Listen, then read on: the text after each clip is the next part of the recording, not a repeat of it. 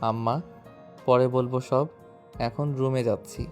বিচলিত হওয়ার কোনো কারণ নেই, ছাড়ুন। রেবেকা বানু ছাড়েন না ছেলের হাত।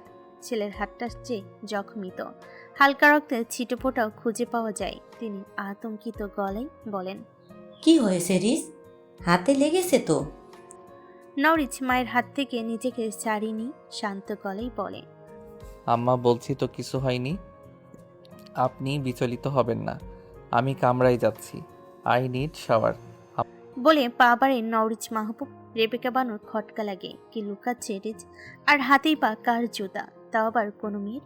তিনি ছেলেকে পিছু ডাকেন, আঁচলের বাঁধা চাবির গোছা পিঠে ঠেলে এগিয়ে এসে ছেলের মুখোমুখি হয়ে দাঁড়ান। মুখে হাসি ফুটিয়ে বলেন, তুই কি কাউকে পছন্দ করিস? আসলে তোর জন্য একটা মেয়ে পছন্দ করেছি। এখন কোনো পছন্দ থাকলে বলতে পারিস। নরিচ মায়ের আগ্রহ ভরা মুখশ্রীতে নজর দেয়। মায়ের মন ভাবনা বুঝতে সময় লাগে না তার। সে মুচকি হেসে বলে, আম্মা, আমি সুরেলা সালেকে ভালোবাসি। খুব শীঘ্রই আপনার বাড়ির আঙিনায় আপনার পুত্রবধূর আগমন ঘটবে। তাকে স্বাগত জানানোর বন্দোবস্ত করুন। রেবেকা বানু স্থবির হয়ে যায় কয়েক মুহূর্তের জন্য। মাথায় যেন বাজ পড়ল।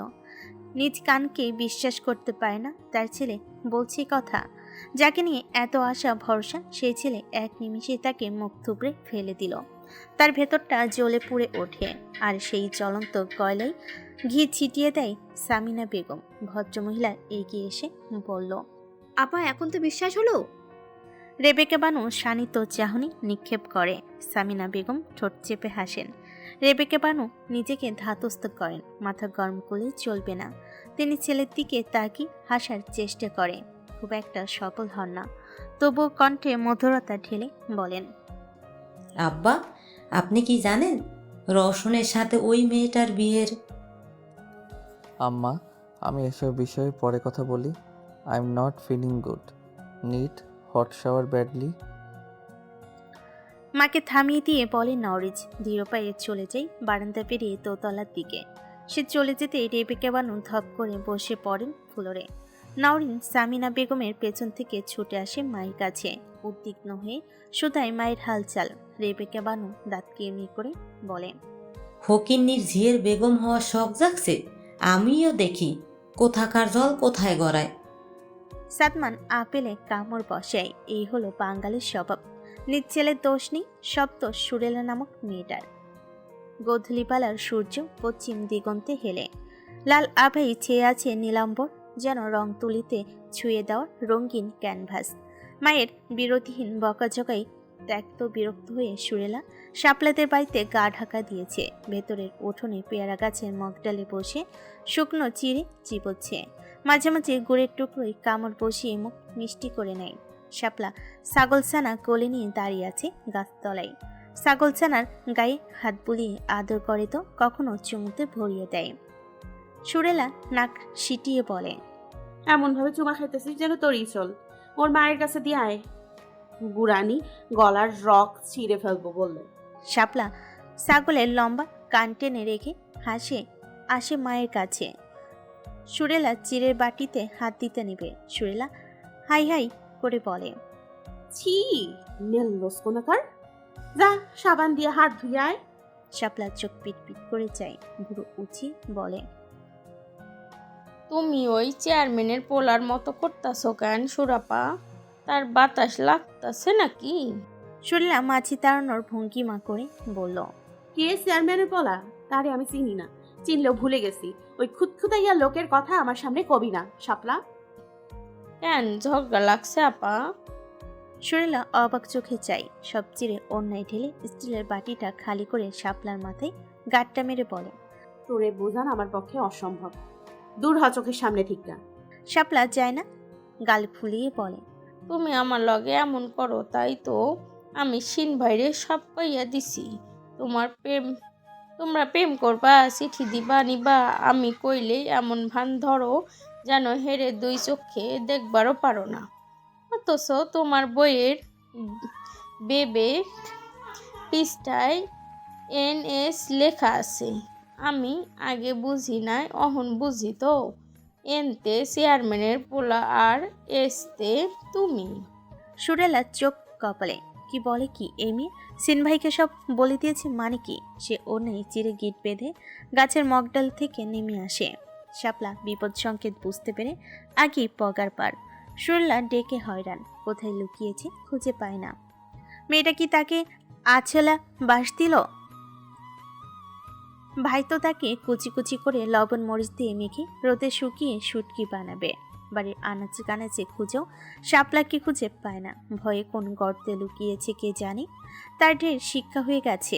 ম্যানারে তেনাসিরে কথা খাপবে খাপ ফলে গেছে। ম্যানারা তেনা চিরে কথা খাপবে খাপ ফলে গেছে। হাতের কাছে পাক মেয়েটাকে বিনতি মরিচ দিয়ে বানাবে।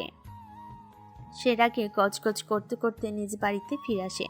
শুরু হয়ে যায় শান্তি বেগমের গালাগাল। সুরেলা আমলে নেয় না। জানোয়ারটাকে জুতো ছুঁড়ে মেরেছে, বেশ করেছে। জুতো পেটা করতে পারলে আরও শান্তি পেত। সে ঘরে গিয়ে চিড়েগুলো কোটেই রেখে দেয়। ঘর ছেড়ে বেরিয়ে আসবে, খেয়াল করে জানালার ধারে চৌকিতে কিছু আছে। সুরেলা কপালে ভাঁজ পেলে এগিয়ে যায়। হামাগুড়ি দিয়ে জানালার ধারে গিয়ে দেখে একটা রঙিন বেতের ঝুড়ি। ঝুড়িতে ডজন তিনেক রেশমি চুড়ি, তাও লাল রঙা। তার মুখে মুখে বিস্ময়। চৌকিতে চটজলদি নেমে দরজা লাগিয়ে দিল। আবারও চৌকিতে উঠে ঝড়ে বেগে পূর্ণ চৌকি ক্যাত শব্দ সৃষ্টি করে। সুরেলা চুড়িটা কোলে নিয়ে চুড়িগুলো বের করে। এক জোড়া ঝুমকো নজর কাড়ে, বেশ নজর কাড়া ঝুমকো জোড়া। একটা লাল পুঁতির মালা, কাজল, কুমকুম, চুল বাঁধা নানা রঙের ফিতে, সাথে আলতার কৌটা। সুরেলার হৃদযন্ত্রের ক্রিয়া অস্বাভাবিক। এ কার কাজ? খুঁতখুঁতা লোকের। সুরেলের গা ঝাড়া দিয়ে ওঠে। ঝুড়ি তলানিতে একটা লাল গোলাপের নিচে সাদা চিরকুট দেখতে পায়। কাপা হাতে ফুলটা তুলে সুবাস নেয়।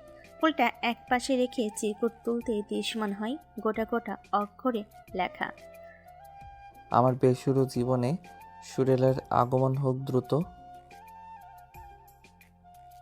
ভাই কর্কশ গলা কানে বাজতে সুরেলা চিরকুটটা মুড়ি ঝুড়িতে রাখে। ভাইয়ের হাতে ধরে খেলে শক্তপোক্ত জ্বর নিশ্চিত। তার উপর শাপলা আগেই গন্ডগোল বাঁধিয়ে রেখেছে। সে ঘরে রংচটা টিনের বাক্সে লুকিয়ে রাখে ঝুড়িটা। ওই খুঁতখুঁতা লোককে হাতে পাক মুখের নকশা না বদলেছে তো তার নাম সুরেলা সালেহ না। সে দরজা খুলে বেরিয়ে আসে। কানে মা ভাইয়ের কথোপকথন ভেসে আসে। তার ব্যাপারেই কথা হচ্ছে। সেলিম রেজাকে জুতা ছুঁড়ে মেরেছিল, সেটা নিয়ে মা নালিশ করছে ভাইয়ের কাছে। তবে ভাইয়ের কথা শুনে হাত পা কেমন ঠান্ডা অনুভূত হয়। ভয়ে অন্তরাত্মা কেঁপে ওঠে। আবারও ভাইয়ের রাগী আওয়াজ শোনা যায়। অবস্থা খুব খারাপ মা, বাঁচলে হয়, বাঁচলেও আমার হাতে মরবো। বাচ্চার সাহস কত বড়, আমার বোনের দিকে চোখ তুলে চাই। ওর তো চোখ তুলে নেওয়া উচিত। রিজ ভাই না মারলে আমি ওরে কবরস্থানে পাঠাইতাম। সুর কই? শান্তি বেগম ভোতা মুখে মেয়েকে দেখায়। সুরেলা নথমুখে দাঁড়িয়ে। সিনান এগিয়ে এসে বোনের মাথায় হাত রাখে, গর্বের সাথে বলে, এই না হলে সিনান সালেহের বোন। জীবনে কোনো পরিস্থিতিতে ভয় পাবি না, মনে রাখবি তোর ভাই সবসময় তোর ঢাল হয়ে আছে। আধা ঘন্টার বেশি সময় নিয়ে গোসল সেরে বের হয় নওরোজ মাহবুব। নাভিকুণ্ডের বেশ নিচে ট্রাউজার, চুল হতে পানি চুইয়ে পড়ে বলিষ্ঠ গা ছুঁয়ে দেয় নীলজ্জ পানির ফোঁটা। লোমহীন বলিষ্ঠ বুকে পানির কণাগুলো যেন আঠার মতো লেপটে। সাদা তোয়ালের ঘর্ষণে তারা বিচ্ছিন্ন হয়। নওরোজ মাহবুব আয়নার সামনে দাঁড়িয়ে চুলে তোয়ালে ঘষে। ড্রেসিং টেবিলের উপর জুতো জোড়া এখন আর ময়লা নেই, ঘষে মেজে ঝকঝকে করা হয়েছে কিছু সময় আগে। দরজা ঠকঠকনের আওয়াজে নওরোজ মাহবুব গায়ে ঘিয়ে রঙের চাদর জড়িয়ে বলে, ভেতরে আসুন আম্মা। নওরোজ ভাবে মা এসেছে, কিন্তু রওশনকে দেখে অবাক হয় ক্ষীণ। সকলের ঘটনা মাথা চাড়া দেয়। গ্যাস চাদর বিছানে ফেলে গম্ভীর মুখে শুধায়, কিছু বলবি? রওশন এগিয়ে এসে জড়তা ঠেলে ভাইয়ের চোখে চোখ পড়তে অস্বস্তি জড়তায় বোধ হয় তনুমন। যতই হোক বড় ভাই বলে কথা। চোখ সরাতেই রওশনের নজর ড্রেসিং টেবিলের উপর মেলি জুতোই নিবদ্ধ হলো। এটা তো সুরেলার, এখানে কি করছে? সে প্রশ্নভাজক চাহনিতে নওরোজের পানে ফেরে। নওরোজ জুতো জোড়া এক পল দেখে শান্ত গলায় বলে, অবাক হবার কিছুই নেই, কিছু বলতে চাইলে বল, আমি একটু বেরোবো। রওশন গম্ভীর মুখে বলে, রিজ ভাই, আমি সুরেলাকে অনেক। এই টপিকে কোনো কথা বলতে চাইছি না। আমার যা বলার বলে দিয়েছি। এটা কোনো খেলনা বস্তু বা ফেভারিট টি শার্ট নয় যে আমি স্যাক্রিফাইস করব। আমার প্রথম আর শেষ কথা। রওশনের চোয়াল দৃঢ় হয়, ধূপধাপ পা ফেলে বেরিয়ে যায় ঘর থেকে। নরিজ দীর্ঘশ্বাস ফেলে। এখন কঠিন খেলায় জড়িয়ে পড়ল তারা দুভাই। ভর দুপুর বেলায় আর সন্ধ্যার পর তেঁতুল গাছের তলায় সাধারণ মানুষের আগমন শূন্যে কোঠায়। ভূত নামক ভূমির ভয়ে তেঁতুল তলায় পা মারাতে গা ছমছম করে ওঠে, সাথে বেলা গড়াতেই হাড় কাঁপানো জ্বরে কাঁথা মুড়ি দিতে হয়। সন্ধ্যা গড়িয়ে রাত নেমেছে। তেঁতুলতলায় কুটকুটে আধার যেন পাতিলের কালি। ওই কালি অন্ধকারে গুসুর ফুসুর শোনা যায়। ভূতের শব্দ মনে হলো তা মানব স্পষ্ট।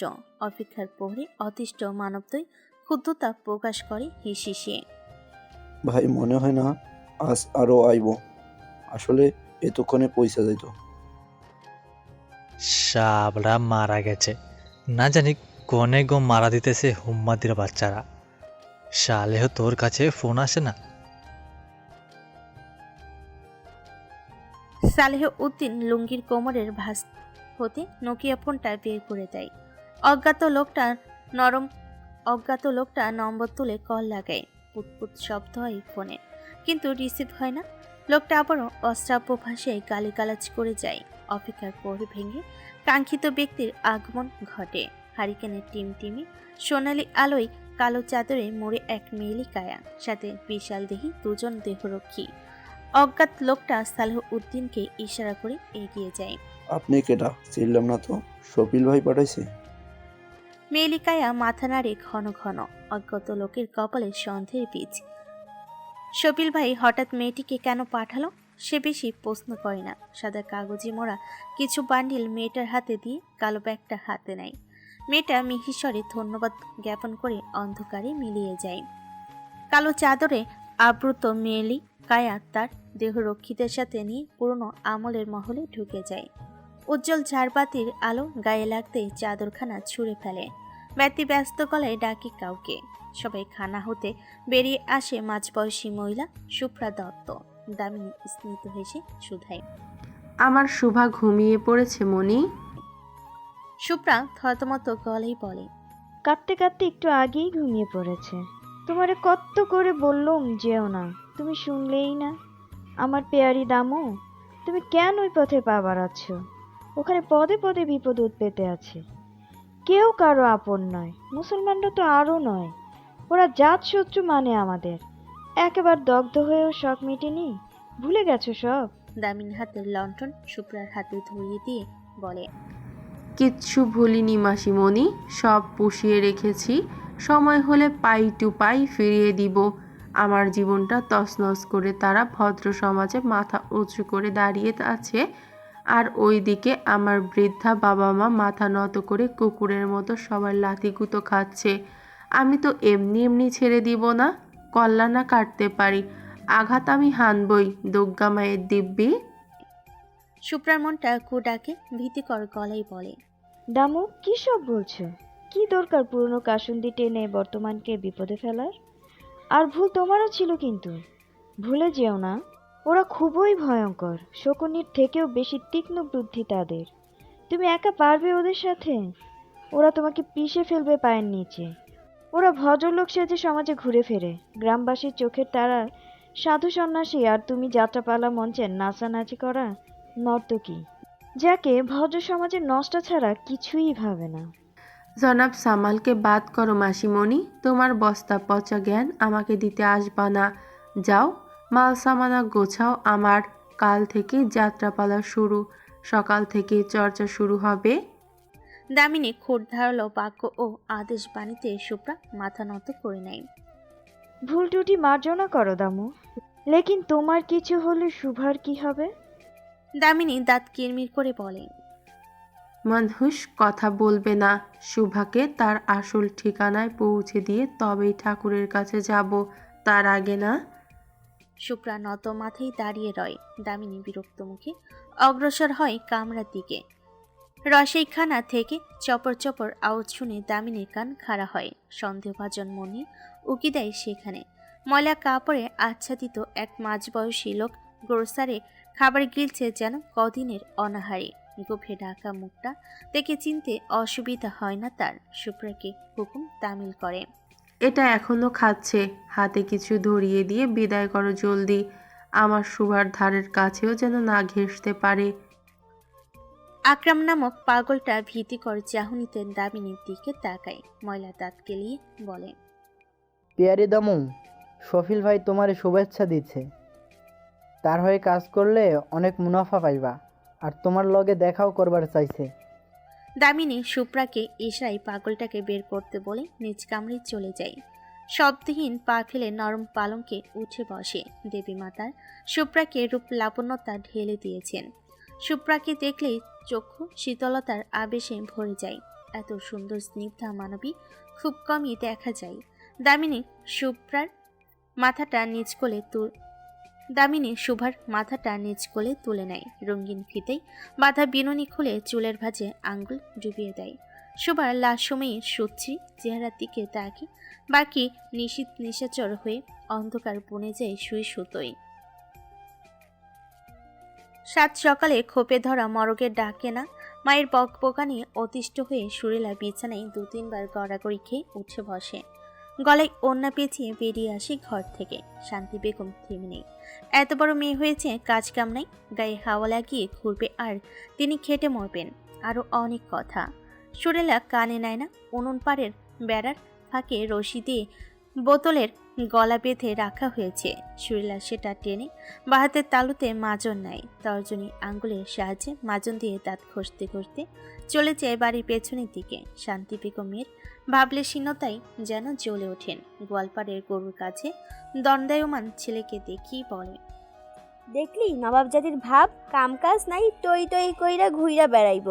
এদিকে মায়ে যে কামের তলে পইরা মরতে নেই সেদিকে ধ্যান নাই। সেলাই মেশিনে বসমু নাকি রানমু? তোর কাজ করতে কইছে কেডাই? মেশিন বেইসা পায়ের উপর পা তুলে খা। আব্বাই তো এখন টাকা দিতাছেই, ঝইল্লা ভর। আব্বা তো এখন টাকা দিতাছেই ঝইল্লা ভইরা, তারপর লোভ যায় না। ছেলের ভৎসনায় খারাপ লাগে শান্তি বেগমের। ভোতা মুখে ঝাঁটা রেখে চলে যাই ধচং বচং দেখিয়ে। সিনানের এসবে কিছু যায় আসে না। উচিত কথা বলতে পারলেই সে শান্তি পায়। গলঘরের পাশে কাঁঠাল গাছ থেকে কিছু পাতা ছিঁড়ে তার বিউটিকে খাওয়াই। সাত সকালে শাপলা সখীদের টেনে এনেছে। শৈলাকে টেনে এনে মাটিতে দাগ কেটে কুতকুত খেলার ঘর আঁকে। মধ্যে সিদ্ধারা শিরকে কেন্দ্র করে তরঙ্গের মতো এঁকে বেঁকে এঁকেছে। খোলা ফেলে এক পা তুলে কুতকুত পুলি আউড়িয়ে খেলছে। সিনান এগিয়ে এসে খোলাটা পায়ের নিচে আটকে খ্যাক করে বলে ওঠে, সাত সকালে আল্লাহর নাম নেওয়া বাদ দিয়া কি ফ্যাক ফ্যাক শুরু করছস? স্কুল নাই তোদের? ধমকে কিশোরী মেয়েগুলো মুখ পান শুটিয়ে দেখায়। সুরলার পেছনে লুকিয়ে পড়ে। স্নান চালিয়ে কিটকিটে মেজাজের গাথা যে পুরো গাত্রে রক্ত। শাপলা কোমরে হাত রেখে ঝগড়ুটে ভঙ্গিতে বলে, শিন ভাই, ভালো হইতাছে না কিন্তু। খোলা দাও, আমরা আমাদের উঠানে খেলতেছি। আর আজ স্কুল ছুটি, বুঝলা? কেন, আজ তোর শ্বশুরের বিয়ে নাকি? শাপলা ঠোঁট চোখা করে বলে, উন্না কোন রাজ্যে বাস করো শিন ভাই? জানো না আজকাল থাইকা মেলা প্রথম 3 দিন স্কুল ছুটি দিছে। বিশ্বাস না হইলে হেডমাস্টারের কাছে যাইয়া শুইনা হো। যাও যাও, আমার ঘরে খেলার ডিস্টার্ব কইরো না, গো গো। মটমট শব্দ হয়। শাপলার চোখের আকার বর্ধিত হয়। স্নান ঠোঁট বাঁকিয়ে হেসে পা সরায়। খোলা টুকরো টুকরো করে দিয়েছে পায়ে পিষে। শাপলা আহাজারিতে ফেটে পড়ে যেন মাটির খোলা নয়, বেচারির শখের হৃদয়ে চূর্ণ বিচূর্ণ করে দিয়েছে। সিনান বেশ উপভোগ করে। তার হাসিতে শাপলার দুঃখ বেড়ে যায়। বাচালি মেয়েটা পারে না পুরো গা মাথায় তুলে নাচে। শাপলার মা এসে শাপলাকে বকাঝকা করে যায়। মেয়ে মানুষ কেন গদা ফারবে? আশ্চর্য, লোকে ছিছি করবে না? সুপি আড়াল থেকে দেখে যায়, বের হওয়ার সাহস করে না। খ্যাপাটে হাতের কাছে পেলে তাকে কাঁচা গিলে খাবে। সুরেলা ভাইকে ঠেলে সরিয়ে দিতে চাই। সিনান হেসে চলে যাবে। শাপলার মায়ের ডাকে থেমে যায়। বাপ বিকেলে মেলায় যাইবা না? সিনান স্মিত হেসে বলে, চাচি আম্মা, উৎসব বাজলে পকেট ফাঁকা হয়, তবুও যে ঘুরা ফিরে আসুম নে। ভদ্রমহিলা ঘর থেকে ঘুরে এসে সতিনেক টাকা দিয়ে বলে, শফি ছোট মানুষ, হাট বাজারে কি বোঝে? ওরা মেলার থেকে ঘুরে আইনো, কিছু সদাই পাতি কিনা তোমরা নিও, কয়টা আমাগরে দিও। সিনান টাকাটা নেয় না। ভদ্রমহিলার মহানুভবতাই হাসে। মন বড় করতে টাকার খনির দরকার পড়ে না। কি যে বলেন না চাচি, এতটাও অধপতন হয় নাই। বাপ ডাকছেন আবার টাকাও দিতেছেন, কষ্ট পাইলাম। সবই কই, পাঠাই দেন। সিনানের কথাই ভদ্রমহিলা বিস্ময় প্রকাশ করে টাকাটা জোর করে দিতে নেয়। সিনান নেয় না। চলে আসে উঠোন থেকে। নিজ বাড়ির উঠোনে আসতেই শান্তি বেগমের সম্মুখীন হয়। মুখ দেখে বোঝা যাচ্ছে সব শুনিয়ে নিয়েছে। বিড়বিড় করে বলেন, শফি ছোট মানুষ, হাট বাজারে কি বোঝে? ওরা মেলার থেকে ঘুরে আইনো, কিছু সদাই পাতি কিনা তোমরা নিও, কয়টা আমাগরে দিও। অতি নিম্ন আওয়াজে বলো। সিনান ঠিকই শুনতে পায়। কিছু বলতে উদ্যত হয়েও চুপ করে যায়। পাশের উঠোনে চাচি শুনলে কি ভাববেন? সিনান কলপারে গিয়ে হাত মুখ ধোয়। শফি পা টিপে টিপে এগিয়ে আসে সিন ভাইয়ের পিন্ডি চটকে চটকে। সিনান চোখ তুলে তাকালে শফি পিছু ছোটে। সিনান হেসে মুখে পানির ছিটা দিয়ে বল, গাধা, আয়, মারবো না। মাও এই কথা কয়, গেলে পাছার সাল তুলে নেয়। মায়েরই বিশ্বাস করি না, তুমি কোনকার পাতানক ভাই। শফি ভেঙচি কেটে বলে। সিনান রশিতে টানা গামছাটা টেনে হাত মুছতে মুছতে আদেশ ছড়ে, আশা লাগতো না, তোর ভাবিরে লইয়া ঘাট পাড়ে যা, গোসল করাই দিব। সিনান ঘরে গেলেই শফি এগিয়ে আসে। গোয়ালপাড়ের বাঁধা লালচে রাঙ্গা বকন গরুর সামনে দাঁড়ায়। হাসি পায় তার। এই গরু নাকি তার ভাবি। তার ছেঁড়া পাগলের কাণ্ড শুনলে গড়াগড়ি খেয়ে হাসতে ইচ্ছে করে। সে গরুটার গালে ঠাস করে একটা লাগিয়ে বলে, ভাবিজান ভালো আছেন?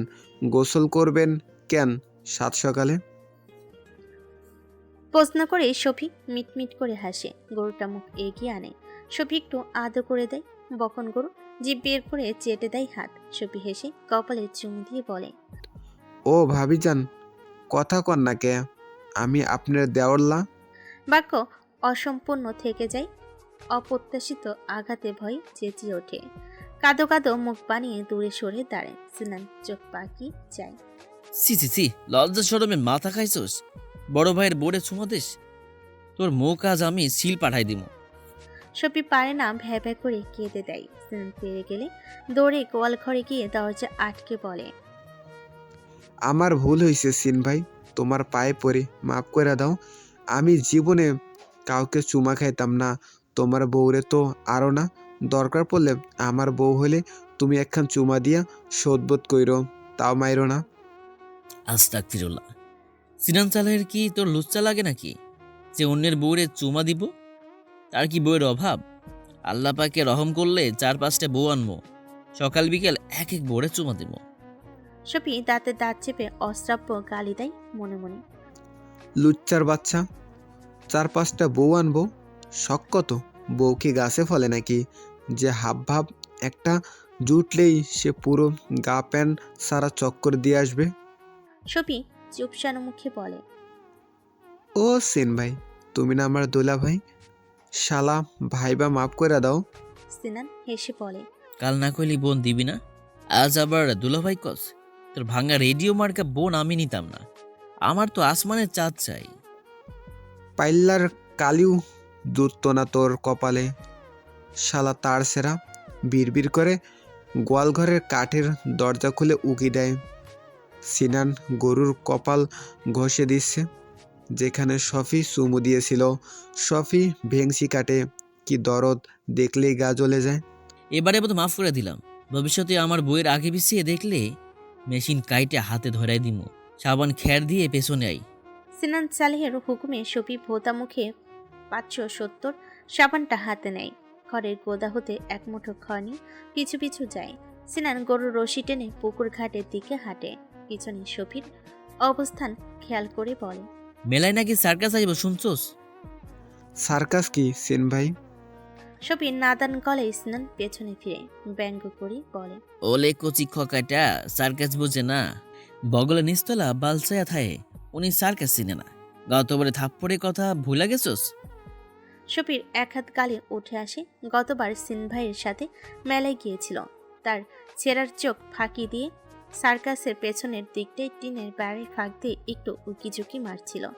হালার পর চুলের মুঠি টেনে রাম থাপ্পড় দিয়েছিল। সেই থাপ্পড়ে সে 7 দিন জোরের কোলে বসেছিল। যাবি সার্কাস দেখবার?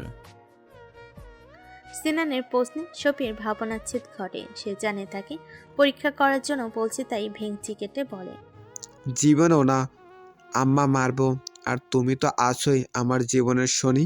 শেষাক্ত বাক্য ধীমান গলায় বলে। সিনান হেসে বলে, আজ রাতে যাবো নে দুজনে, তাও ফ্রি ফ্রি। শফি বিশ্বাস করে না এই তার ছেঁড়াকে, তাই জবাব দেয় না। সিনান পুকুর পাড়ে গরু টেনে নামাবে, চেনা পরিচিত মেয়েলিকায়া নজরে বিধে। সিনানের স্বাভাবিক মুখটা গম্ভীর আকার হয়ে আসে। শফির দিকে তাকিয়ে বলে, দুলালি কি করে ওখানে? কোনে দুলালি? শফি মাথা এদিক ওদিক ঘুরিয়ে দুলালিকে খোঁজে। পরে ভাবে এই দুলালিটা আবার ক্যাডা? তাদের গায়ে দুলালি নামের কেউ নাই তো, তবে দুলাল নামের একখান বুইরা আছে। সিনান সালেহ ওর মাথায় ঠাস করে একটা লাগি গরুসহ পুকুরের পানিতে নামায়। মাঝ পুকুর থেকে ঘুরিয়ে এনে হাঁটু সমান পানি টেনে খড়ঘষে গরুর গায়ে। এক উচ্ছ্বাসিত কিশোরী তুরুত পায়ে এগিয়ে আসে পুকুর ঘাটে। জীবইয়েরা কাপড় কাচা বাদ রেখে বাঁকা নজরে তাকিয়ে।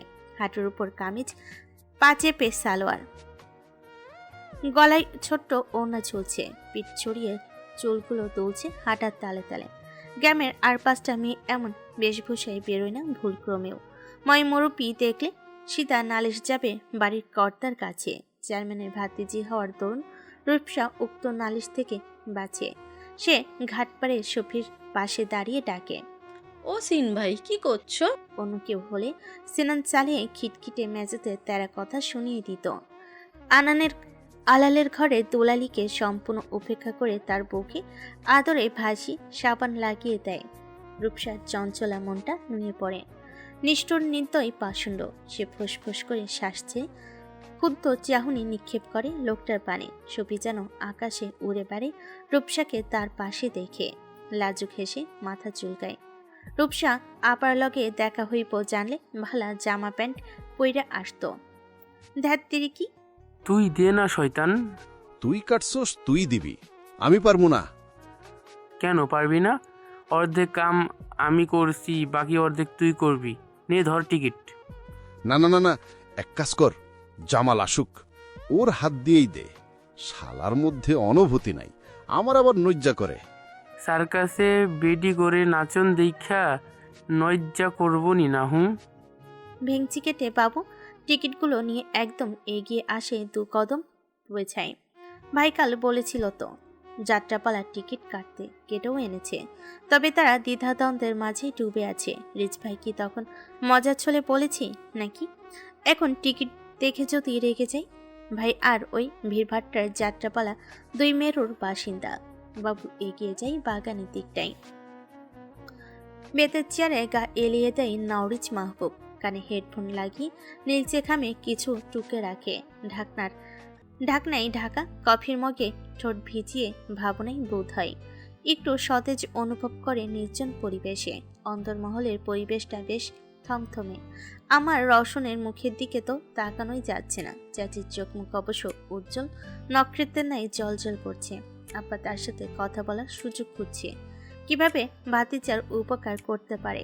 বোন নওরিন আর বোন জামাই তো কানে কাছে প্যান প্যান শুরু করে দিয়েছে। সবচেয়ে স্বস্তির মানব সাদমান ভাই। ভদ্রলোক টুর শব্দটি করেনি, শুধু কাঁধে উঠিয়ে অল্প হেসে বুঝিয়েছে, এক মেয়ের পেছনেই 2 ভাই। মেয়ের অভাব পড়েছিল বুঝি? নরিস নিজেও অবাক হয়। রওশন যার ছোট ভাই সুরকে পছন্দ করে, আর সে ঘুণাক্ষেরও টের পায়নি। আসলে সে সেভাবে খেয়াল করেনি হয়তোবা। এখন আগে কি হবে, কি আর হবে? তার ভাইটার মন ভাঙবে, কেননা সে এ ব্যাপারে বড্ড স্বার্থপর। যা তার শুধু তারই, ত্যাগের কোনো প্রশ্নই আসে না। সে মনে করে এটা তার ভাইয়ের দুর্ভাগ্য। সে মনে মনে প্রার্থনা করে রওশনের জীবনে এক সতেজ পদ্মার আগমন ঘটুক। তার ভাঙা হৃদয় জুড়ে যাক পূর্বের চেয়েও দৃঢ়তার সাথে। রিজ ভাই, যাত্রাপালায় টিকিট আপনি কাটতে কইছিলেন যে? নওরিজ মাহবুব বাবুর কথায় হেডফোন খুলে রাখে। বাড়িয়ে দেওয়া টিকিটের দিকে তাকলেও আগে চোখে বিঁধে বাবুর নখে থাকা ময়লা। তৎক্ষণাৎ নজর সরিয়ে বিরক্ত মুখে বলে,